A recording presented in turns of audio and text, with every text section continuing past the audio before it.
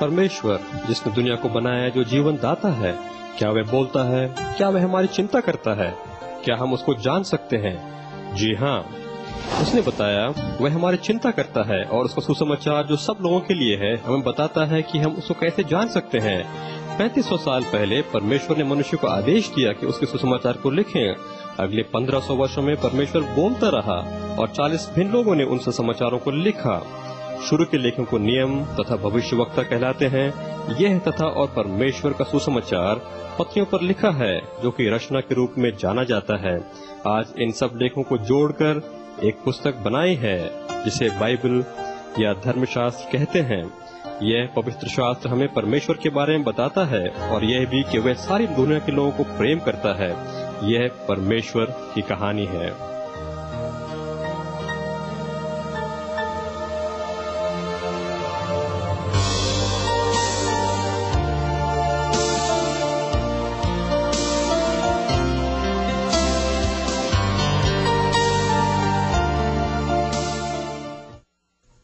आदि में परमेश्वर ने आकाश और पृथ्वी की सृष्टि की और पृथ्वी बेडौल और सुनसान पड़ी थी और गहरे जल के ऊपर अंधियारा था तथा परमेश्वर का आत्मा जल के ऊपर मंडलाता था। तब परमेश्वर ने कहा, उजाला हो, तो उजाला हो गया। और परमेश्वर ने उजाले को देखा कि अच्छा है, और परमेश्वर ने उजाले को अंधियारे से अलग किया। और परमेश्वर ने उजाले को दिन और अंधियारे को रात कहा। तथा सांझ हुई, फिर भोर हुआ। इस प्रकार पहला दिन हो गया। फिर परमेश्वर ने कहा, जल के बीच में एक ऐसा अंतर हो कि जल 2 भाग हो जाए। और परमेश्वर ने उस अंतर को आकाश कहा। तथा सांझ हुई, फिर भोर हुआ। इस प्रकार दूसरा दिन हो गया।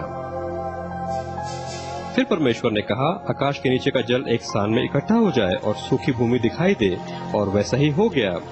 और परमेश्वर ने सूखी भूमि को पृथ्वी कहा तथा जो जल इकट्ठा हुआ उसको उसने समुद्र कहा। और परमेश्वर ने देखा कि अच्छा है। फिर परमेश्वर ने कहा, पृथ्वी से हरी घास तथा बीज वाले छोटे छोटे पेड़ और फलदायी वृक्ष भी, जिनके बीज उन्हीं में एक एक की जाति के अनुसार होते हैं, पृथ्वी पर उगे। और वैसा ही हो गया। और परमेश्वर ने देखा कि अच्छा है। तथा सांझ हुई, फिर भोर हुआ। इस प्रकार तीसरा दिन हो गया। फिर परमेश्वर ने कहा, आकाश के अंतर में ज्योतियां हो और वे चिन्हों और नियत समयों और दिनों और वर्षों के कारण हो। तब परमेश्वर ने 2 बड़ी ज्योतियां बनाई। उनमें से बड़ी ज्योति को दिन पर प्रभुता करने के लिए और छोटी ज्योति को रात पर प्रभुता करने के लिए बनाया। और तारागण को भी बनाया। परमेश्वर ने उनको आकाश के अंतर में इसलिए रखा कि वे पृथ्वी पर प्रकाश दें। और परमेश्वर ने देखा कि अच्छा है। तथा सांझ हुई, फिर भोर हुआ। इस प्रकार चौथा दिन हो गया। फिर परमेश्वर ने कहा, जल जीवित प्राणियों से बहुत ही भर जाए और पक्षी पृथ्वी के ऊपर आकाश के अंतर में उड़े। इसलिए परमेश्वर ने जाति जाति के बड़े बड़े जल जंतुओं की और उन सब जीवित प्राणियों की भी सृष्टि की, उड़ने वाले पक्षियों की भी सृष्टि की। और परमेश्वर ने देखा कि अच्छा है। और परमेश्वर ने यह कह के उनको आशीष दी कि फूलो फलो और समुद्र के जल में भर जाओ और पक्षी पृथ्वी पर बढ़े। तथा सांझ हुई, फिर भोर हुआ। इस प्रकार 5वां दिन हो गया। फिर परमेश्वर ने कहा, पृथ्वी से एक एक जाति के जीवित प्राणी अर्थात घरेलू पशु और रेंगने वाले जंतु और पृथ्वी के वन पशु जाति जाति के अनुसार उत्पन्न हो। और वैसा ही हो गया। और परमेश्वर ने देखा कि अच्छा है। फिर परमेश्वर ने कहा, हम मनुष्य को अपने स्वरूप के अनुसार अपनी समानता में बनाएं। और यहोवा परमेश्वर ने आदम को भूमि की मिट्टी से रचा और उसके नथनों में जीवन का श्वास फूंक दिया और आदम जीवित प्राणी बन गया। तब परमेश्वर ने मनुष्य को अपने स्वरूप के अनुसार उत्पन्न किया, नर और नारी करके उसने मनुष्य की सृष्टि की। और परमेश्वर ने पहले मनुष्य का नाम आदम रखा तथा आदम ने स्त्री को नारी कहा।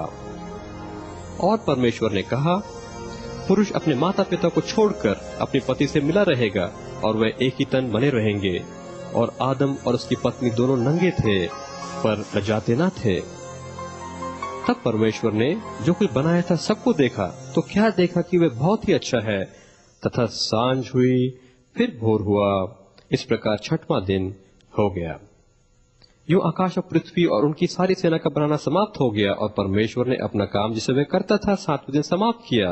और परमेश्वर ने 7वें दिन को आशीष दी और पवित्र ठहराया। और यहोवा परमेश्वर ने अदन में एक वाटिका लगाई, और यहोवा परमेश्वर ने भूमि से सब भांति के वृक्ष देखने में मनोहर और जिनके फल खाने में अच्छे हैं उगाए, और वाटिका के बीच में जीवन के वृक्ष को भी, भले या बुरे के ज्ञान के वृक्ष को भी लगाया, और वहां आदम को जिसे उसने रचा था रख दिया, और वह उसमें काम करे और उसकी रक्षा करे। तब परमेश्वर ने आदम को यह आज्ञा दी कि तू वाटिका के सब वृक्षों का फल बिना खटके खा सकता है, पर भले या बुरे के ज्ञान का जो वृक्ष है उसका फल तू कभी ना खाना, क्योंकि जिस दिन तू उसका फल खाएगा उसी दिन अवश्य मर जाएगा। परमेश्वर ने आदम और स्त्री के प्रति अपने प्रेम को दिखाया तथा उनकी जरूरत की सब चीजें उनको दी कि वे जीवन अच्छी प्रकार जिए। उसने उनको अपनी मर्जी चुनने का अधिकार भी दिया, और उसने सारी जनजाति के पुरखों को बुद्धिमानी से अपनी मर्जी चुनने का अधिकार दिया। परमेश्वर चाहता था कि आदम और हवा उसकी एक आज्ञा का आदर करें, जो कि केवल एक वृक्ष से न खाएं। बाकी सब उनके आनंद करने के लिए था। उस खूबसूरत वाटिका में शांति और आनंद से रहने के लिए आदम और हवा को चाहिए था कि वे परमेश्वर की बुद्धि पर विश्वास करें तथा उनके इस अधिकार का आदर करें। उनको जीवन तथा आजादी आनंद के लिए आभारी होना चाहिए था, परंतु चुनने की आजादी आनंद नहीं लाती जब बुरी चीजें चुनी जाएं। मनुष्यों को बनाने से बहुत पहले उसने स्वर्गदूतों को, जिनको उसने बनाया था, अपनी मर्जी चुनने का अधिकार दिया था, और उन स्वर्गदूतों से जो उनके साथ आत्मा में रहते थे आदर चाहता था जैसा वह मनुष्यों से चाहता है।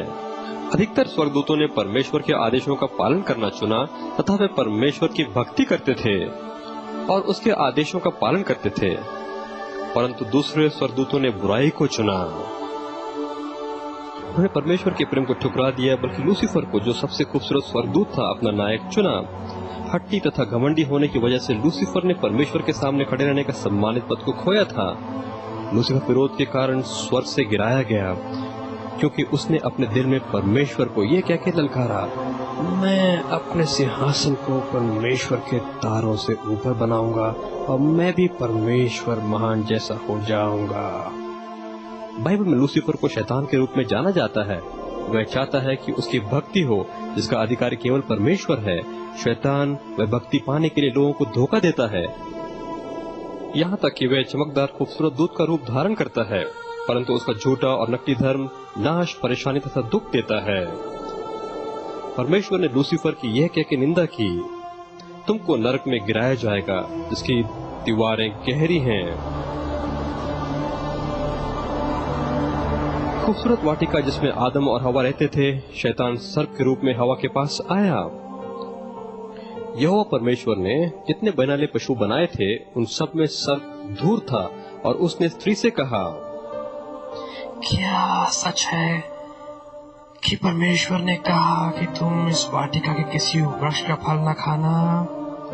स्त्री ने सर्प से कहा, इस वाटिका के वृक्ष के फल को हम खा सकते हैं, पर जो वृक्ष वाटिका के बीच में है उसके फल के विषय में परमेश्वर ने कहा है कि ना तो तुम उसको खाना और ना उसको छूना, नहीं तो तुम मर जाओगे। तब सर्प ने स्त्री से कहा, तुम निश्चय ना मरोगे। वो वरन परमेश्वर आप जानता है कि जिस दिन तुम उसका फल खाओगे उस दिन तुम्हारी आंखें खुल जाएंगी और तुम भरे बुरे का ज्ञान पाकर परमेश्वर के तुल्य हो जाओगे। बाइबल बताती है कि शैतान झूठ बोलने वालों का पिता है, इसलिए उसने स्त्री को धोखा दिया और परमेश्वर के प्रति झूठ कहा। सो जब स्त्री ने देखा कि उस वृक्ष का फल खाने में अच्छा और देखने में मन भाव और बुद्धि देने के लिए चाहने योग्य भी है, तब उसने उसमें से तोड़कर खाया और अपने पति को भी दिया, और उसने भी खाया।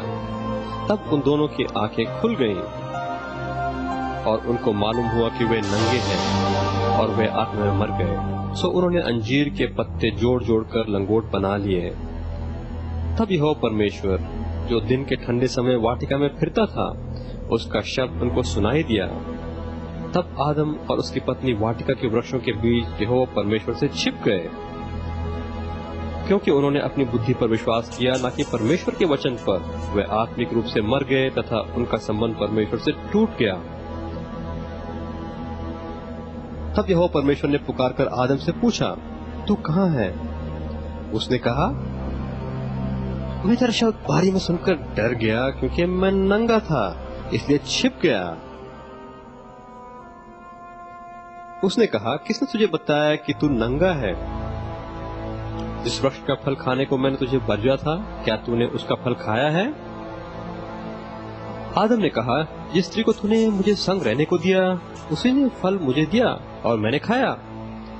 तब यहोवा परमेश्वर ने स्त्री से कहा, तूने ये क्या किया है? स्त्री ने कहा, सर्प ने मुझे बहका दिया तो मैंने खाया। तब यहोवा परमेश्वर ने सर्प से कहा, तूने जो यह किया है, इसलिए तू सब पशुओं से अधिक शापित है। तू पेट के बल चला करेगा और जीवन भर मिट्टी चाटता रहेगा। और मैं तेरे और स्त्री के बीच में और तेरे वंश और इस वंश के बीच में बैर उत्पन्न करूंगा। वह तेरे सिर को कुचल डालेगा। ये शैतान के लिए श्राप है। यहाँ परमेश्वर की पुस्तक में पहली बार बताया कि वह एक बचाने वाले को भेजेगा जो स्त्री से जन्म लेगा तथा शैतान का नाश करेगा। फिर स्त्री से उसने कहा, मैं तेरी पीड़ा और तेरे गर्भवती होने के दुख को बहुत बढ़ाऊंगा। तू पीड़ित होकर बालक उत्पन्न करेगी और तेरा पति तुझ पर प्रभुता करेगा। और आदम से उसने कहा, तूने जो अपनी पत्नी की बात सुनी और जिस वृक्ष के फल के विषय में मैंने तुझे आज्ञा दी थी कि तू उससे ना खाना, उसको तूने खाया है। इसलिए भूमि तेरे कारण शापित है और उसकी उपज जीवित भर दुख के साथ खाया करेगा।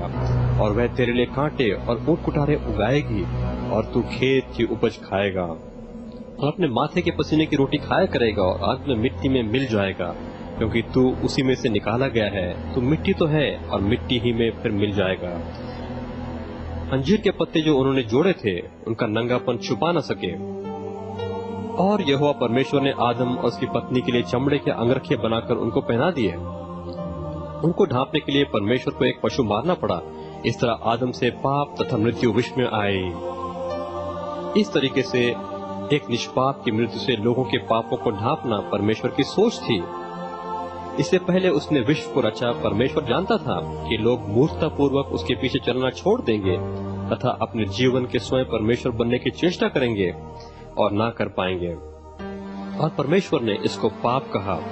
फिर भी क्योंकि परमेश्वर हर एक को प्रेम करता है, उसने एक बचाने वाले को भेजने की सोची, जिसके मरने से सब लोगों के पाप क्षमा हो जाएं।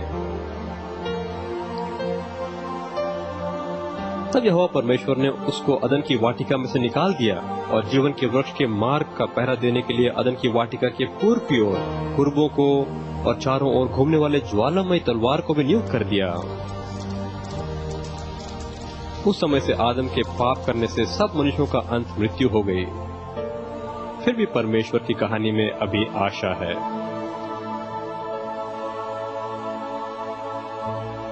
जब आदम अपनी पत्नी हवा के पास गया, तब उसने गर्भवती होकर कैन को जन्म दिया और कहा, मैंने यहोवा की सहायता से एक पुष्प पाया है। फिर वह उसके भाई हाबिल को भी जन्मी और हाबिल तो भेड़ बकरियों का चरवाहा बन गया, परंतु कैन भूमि का खेती करने वाला किसान बना। कुछ दिनों के पश्चात कैन यहोवा के पास भूमि की उपज में से कुछ भेंट ले आया और हाबिल भी अपनी भेड़ का बच्चा भेंट चढ़ाने ले आया और भेंट चढ़ाई। तब यहोवा ने हाबिल और उसकी भेंट को तो ग्रहण किया, परंतु कैन और उसकी भेंट को उसने ग्रहण न किया। तब कैन अति क्रोधित हुआ। तब यहोवा ने कैन से कहा, तू क्यों क्रोधित है? परमेश्वर ने कैन को याद दिलाया कि भेंट के लिए पशु की मृत्यु जरूरी है। जिस तरह अंजीर के पत्ते आदम और हवा के पाप को छुपा न सके, बिना लहू के पेड़ पौधे की भेंट कभी पाप को छुपा नहीं पाएगी। परमेश्वर ने कहा कि पशु की बलि ना करने से कैन ने विरोध प्रकट किया, क्योंकि वह उस तरह प्रार्थना न कर रहा था जैसे परमेश्वर ने कहा था। बाइबल बताती है कि हाबिल की बलि परमेश्वर के वचन के प्रति उसका विश्वास प्रकट करती है, परंतु कैन की नहीं। सारे लेखों में परमेश्वर बताता है कि बिना लहू बहाए पापों की क्षमा नहीं हो सकती, परंतु कैन ने परमेश्वर का कहा नहीं माना और पशु की बलि नहीं लाया, बल्कि उसका आरोप अपने भाई हाबिल पर लगाया। और जब वे खेत में थे, कैन ने हाबिल पर हमला किया और उसे मार डाला। तब यहोवा ने कैन से पूछा, तेरा भाई हाबिल कहाँ है? उसने कहा, मालूम नहीं। क्या मैं अपने भाई का रखवाला हूँ? उसने कहा, तूने क्या किया है?